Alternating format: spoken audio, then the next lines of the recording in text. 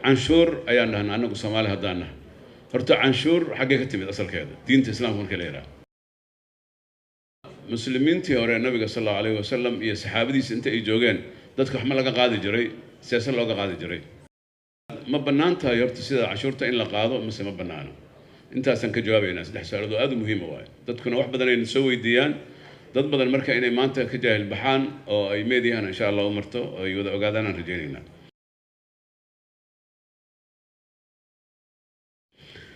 inta ka bacdi waxaan jeclaa kelimadaydu saddex qaybood inay kaliya ay ku sinaato iyo kooban. qaybta koobaad waxa waaye diinteena islaamka waad ogtihiin oo koonkaana loogu talagalay in lagu maareeyo oo lagu tandiimiyo oo dadka ay gaarsiiso sacaado adduunyo iyo mid aakhiro. dadku uma noola muslimiinta ah inay adduunyadan kaliya ay cayshaan kadibna iska macno la'aan u baxayaan. waxay u nool yihiin adduunyadan inay ka dhigtaan beer aakhiro ay ku tacbadaan oo ilaahay ugu dhawaadaan oo ilaahay ku jeclaado oo ay dhulka galaan oo qabriga galaan iyagoo ilaahay raalli ka yahay kadib si ay u raaxaystaan oo jannada ilaahay iyo daarul aakhira u helaan. marka maadaama taas hadafka ugu weyn oo yahay waxay isu miisaantay marka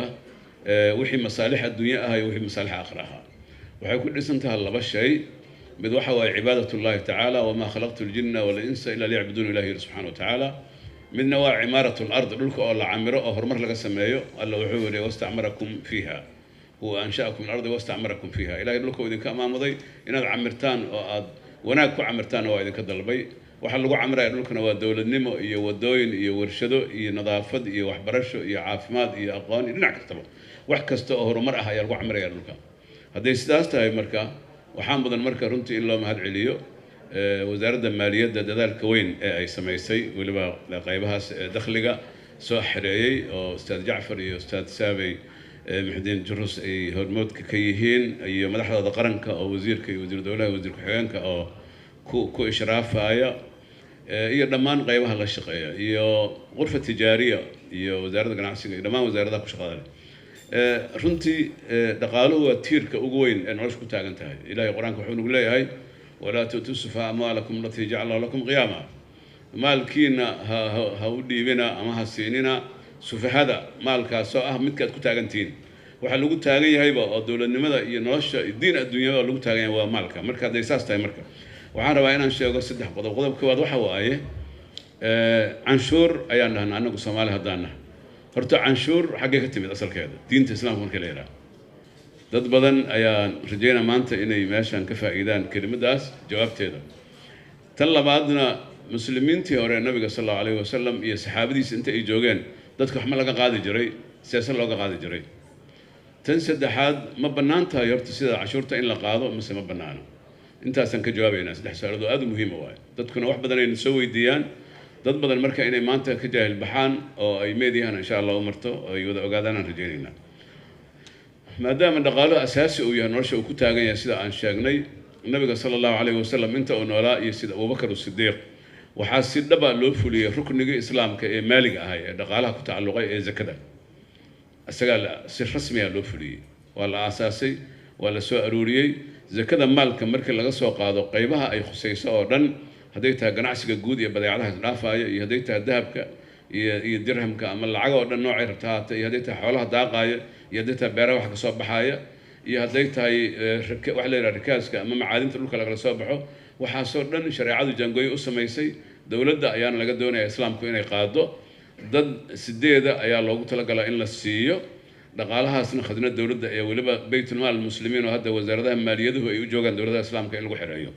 taasu waa qaybta koobaad waayo.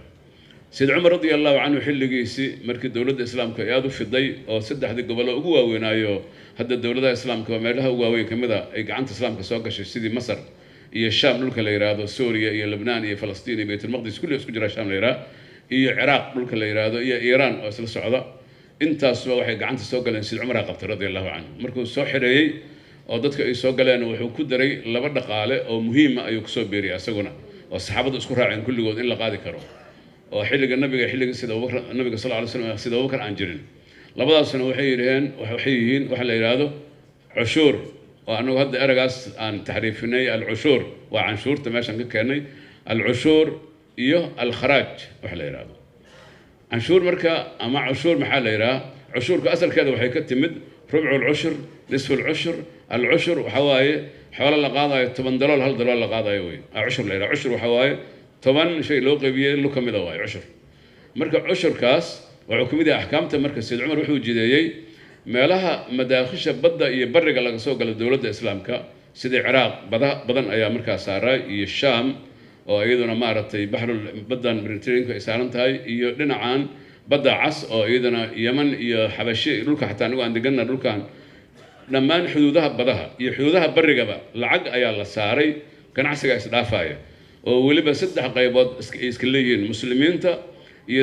دولتها عن مسلمين تا إنه هشيس كانوا يقولوا جرو قالوا كوا دجال كلا دحية مسلمين تا سد حدا بقى كان عسى قابنا اللوجات دقي لكن عنشور على سارة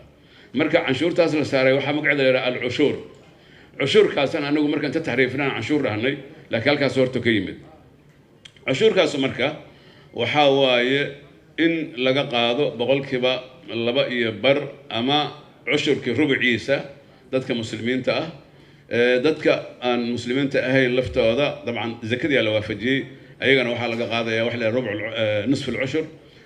كو حتى دقال قال دحية إسلام كو ganacsiga dagaalka waa kala duwan shaqada Soomaaliya dawladda la dirsanta xataa ganacsigeeda lama joojiyo wala xal loo dhoofiyo waan laga soo dhoofsadaa oo la canshuuraya cushur ayaa laga qaadaya cushurkuna asalka halkaas oo ka yimid waxa kharaajkana waxa la yiraahdaa dhulkii weynaaye Ciraaq iyo Shaam iyo dhulka Iiraan dhulka maanta loo yaqaan furs dhihi jiray oo dhul aad u barwaaqa markii la qabtay dhul beereedkii faraha badnaayo ku yiilowiyaashi Furaad iyo Dijla iyo kul ay maraayeen waxa laga sameeynaya markii Sayyid Umar iyo saxaabadu waxay isku raaceen dadku inay dhulkooda beertaan dadka iska lahay milkiyadooda dhulka aan la lahayn oo dawladdu marka ay leedahay caamkaana in dadka ganacsatada loo qaybiyo iyo saxaabadii si ay u beeraan waxa ka soo baxana lacag leeyahay kharaaj in laga qaado oo joogto ah oo dawladda khadnadeeda ku soo xiroonaysa kharaaj leeyahay marka labadaas nooc oo kamida Sayyid Umar ayaa ogaa radiyallahu anhu أيضاً علماء واسكور عسين إني بنانته إلا قادو وحد كذا يملها لقى سوق لذلك عمل بحاية كإيمانية أما مسلم هذا أما قال هذا إيوه ويحدول كلا بيرة يكسب بحاية أو خراج ليرادو ولا ساري وحسهري زكذا عندها عنشورته أما ضرائبته وحلا يرادو إلا سارو سوقيا ذا إيوه محنك يرادا جناح سجود داخلي يعني حتى عنشورته برجع عنو نغانا نجو تاس إذا أما بنانته مثلا بنانا علماء الشروط يكحرين وحيرهن لبن نوع هدي لو قاضي ما بنانا لكن هدي مثل لو قاضي وبنانته ضرورة هنا وبنانته ما أنت مركز في علو فهم ربع هديتها الدولة غنية أو دقالة هيسته أو مداخل سيد بترول حوق بدن إيجاز طبيعي هذا هاي مركب باهدة هذا يدخل جيدا وحاب بدن دخل جيدا أي لا هذا أيضا أي باهدة هذا كبدن وما بنانا هنا قاضي ضدك حبل قاضي ماي بس أكيد تسوق هذا كشغل سنة أيام ولا حل وسدرة ولا مر هدي دولة إيتها دولة غنية سيدا ودمنا هذا خليج كوكلات ودمنا اللمدة العقل بسيسي ندك إيجا العقل سيقي بيابا مركز من بنانانيس وحكى ليس بنانانين هدي عن دتك اللي يقول علينين أو أي سن خدمات ك يعني دتك تابنا يسبها هي ده ندب اللي يقول علينين إسك قادنا يعني سيدي واحد يجرى المكوس مكسجة عن شوري بقرطويين كرومان كي قادة جيران يكوي عربادي ودتك حوالي أنت لقى قاتل لسك استعمالها كليه أو قيسك بقرطويين كسك قاتان مكسية اللي هذا أيضا حرام ويولي كبيرة وين لقات محرم وين تاسم الله ما أقوله مركب لباس نوع أو كمذا ضرائبته أما عنشوره ما بنانا محبنا المركب وحابنا أن هذه الدولة ده يبقى هنته سيدات الصومالية وكلته أو يسندخلوا في الأيسن لهين دقالها اللي سوق قاضي دت كان أو يها دقالات يسرن شروطه اللي هي أو عن دتك لما ورقدني أو وح معقول اللي قاضي دتك أنا ليش يعني سامينين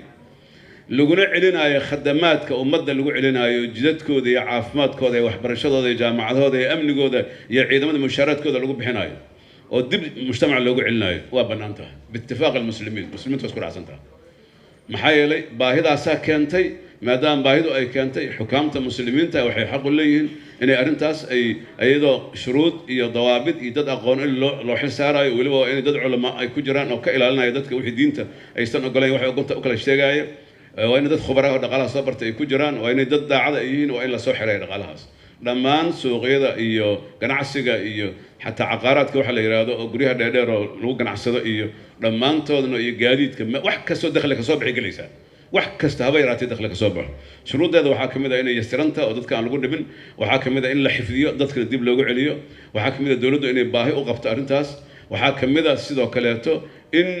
ganacsiga la fududeeyo oo aan ra'sumaalka laga qaadin ee laga qaadayo wixii ka soo baxay dadka waxa u soo baxay dadka in laga qaado la rabaa lacagtu aysan noqon in ra'sumaalka qofka uu hayo waxba wax laga qaadayo waxaa waajib ah in si dowladnimadii loo gardaadiyo oo dadku u noolaadaan oo amni loo helo oo ciidan loo helo oo horumar loo helo oo wadooyin waxbarasho jaamacado iyo caafimaad loo helo in dadka dhaqaalaha laga qaado marka sidii zakadii nabigu u sheegay sallallahu alayhi wasallam tu'khadhu min aghniyahim wa turaddu ala fuqara'ihim zakada marka dawaada xoolaha laga qaadaa dadkan lagu celiyaa laakiin tan ummadda laga qaadaya ummaddan lagu celinaya dowladdan oo xilsaaran marka intaasna waa inaan kusoo gabagabeeyo waxaan rabaa inaan ku sii daro runtii wasaaradda maaliyadda mar kaleeto ayaan u hambalyaynaynaa waxqabadkeeda annagoo culimmada haddaan nahana iyo gobolka banaadirba runtii aad aan maqsuud uga nahay maxaa yeelay isbedelada hadda dowladihii iyo weliba khaasan dowladda hadda jirtay madaxweyne maxamed abdullaahi iyo ra-iisul wasaarihiisa xasan cali khayre runtii nin active ah iyo madaxweynihiisaba iyo wasiir beyle iyo wasiirada wasiir qalooco iyo wasiir maxayir iyo dhammaan jacfar iyo saabay iyo ragga la shaqeeyo o dhan iyo xisaabiyaha guud iyo maraafiqda o dhan iyo bangiga dhexe dhammaan wasaaraddan hal qof oo laga tigi karaba kuma jirto kulligood waa hal doore waxa weeye aad baan horta ugu mahad celinaynaa waxaana rajaynaynaa in la garab siiyo shacabka soomaaliyeedna waxaan ugu jeerayaa ganacsatada qurfa tijaariyana waa fadhidaa ganacsataduna mar walba wasaaraday waa inaad ogaato waxay ku jiraan culimmadu shardi bay ka dhigayaan meesha maqaadiirta wax laga qaadayo lagu dejinayo iyo dadka sida looga qaadayo inay ra'yi ku yeeshaan ganacsatadu shardi waayo laannahu duruufaha iyaga ayaa ka warqaba xataa dadka qaarkan wax qaban karin kuwa wax qaban karaan sida wax ugu soo baxaan sida wax ugu soo bixin waxaas la tixgelinaya maxaa la asal shariicadu waxay u dhisan tahay naxariis ay ku dhisan tahay iyo silmi waxa kaleeto oo mudan iyadana in la ishaadeeyo ama aad looga mahad celiyo loona ammaano dadaalka weyn oo hadda ra-iisul wasaaraha iyo wasaaraddan ay ka gashay in deymanka dalka laga cafiyo oo hadda meel gabagabaa maraayo waa arrin lagu farxo waayo deyn wax ka darna ma jiraan waa hamun fi leyli wa dullun fi nahaar ay yidhahdeen culimmadu habeenkina waa murug maalintiina waa dulli marka magac iyo sharaf ma yeelan kartid marka dawlad deyn qabta aad tahay walidaalika nabigu sallallahu alayhi wasallam dawladda islaamka intuusan bilaabin yagleelinba deyntii jaahiliga oo dhan buu riday oo yiri dadka lagu lahayo horta laga rido adeerkiisa Cabbaas oo ka bilaabo deynka ugu badan lahay dadku lahay maadaama maalqabeen uu ahaa marka in deyntaas loo dadaal galay in la rido si dalkan uu noqdo dal la aamini karo la maal gashan karo in adduunyadu ku aamintay ku maal gashatana quraanka Ilaahay noogu sheegay oo yaatiha rizquha ragadan min kulli makan Ilaahay subhanahu wa ta'ala يعني مقالده مركي آمن تهاي نظام دق له تهاي ودلكاس الآمن كره الدون كله رزقه إيمانه يا رغدا من كل مكان مركي تاس عن الدولين هذا كانوا نقضوا هذا الغنية وبرواقة بدن له وحنا رونا دولته مستقبلك إن أنت بترول صار تو غاز طبيعي صار تو برواقة نقطة غني نقطة عن شورها ماشي كقادن له إيده أيدت كالعقو قرطة بكل جو أو يمال جلس مساكين تهرك السعودي جوكت يور شذو لسته أو أيده أي نقطة مصدر كالعقد غيبية وصلى الله على سيدنا ونبينا محمد وعلى آله وصحبه أجمعين.